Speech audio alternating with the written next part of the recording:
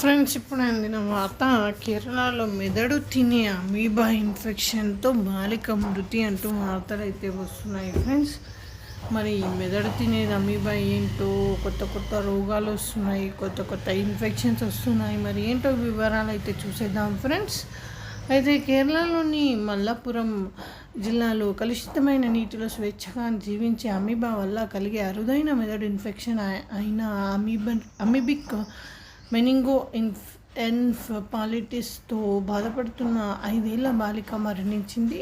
ఇంతకు ముందు కూడా కేరళలో ఈ ఇన్ఫెక్షన్ కేసులు నమోదయ్యాయి. మురికి నీటిలో స్నానం చేయడం వల్ల ఈ ఇన్ఫెక్షన్ వస్తుందని చెబుతున్నారు నిపుణులు.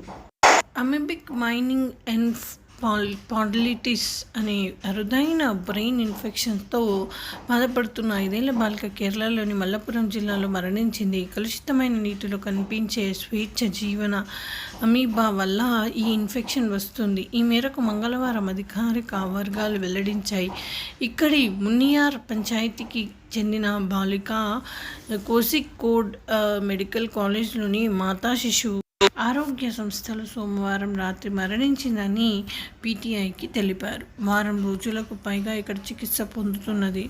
వైద్య నిపుణుల అభిప్రాయం ప్రకారం స్వేచ్ఛగా జీవించే నాన్ పారాసిటిక్ అమీబా బ్యాక్టీరియా కలుషితమైన నీటి నుండి ముక్కు ద్వారా శరీరంలోకి ప్రవేశించినప్పుడు ఇన్ఫెక్షన్ వస్తుంది.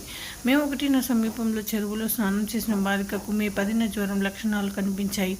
సోర్సెస్ మాట్లాడుతూ అమ్మాయి తలనొప్పి మరియు వాంతులు వంటి లక్షణాలు కనిపించాయని ఫిర్యాదు చేసింది. వెంటనే ఆమెని ఆసుపత్రికి తరలించారు. ఆరోగ్యం క్షీణించడంతో వెంటిలేటర్పై ఉంచారు. తర్వాత ఆమె మందులకు స్పందించలేదు. బాలికతో పాటు అదే చెరువులో స్నానం చేసిన ఇతర చిన్నారులపై కూడా నిఘాని ఉంచారు.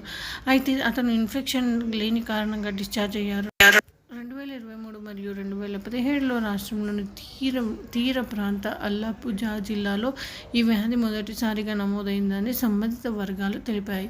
ఈ వ్యాధి యొక్క ప్రధాన లక్షణాలు జ్వరం, తలనొప్పి, వాంతులు మరియు మూర్ఛలు.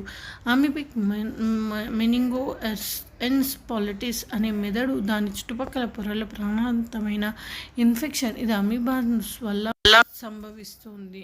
ఈ విధంగా వార్తలు అయితే వస్తున్నాయి. ఫ్రెండ్స్, ఇది దారుణం. మెదడు కూడా తినేస్తే ఇంకేంటి.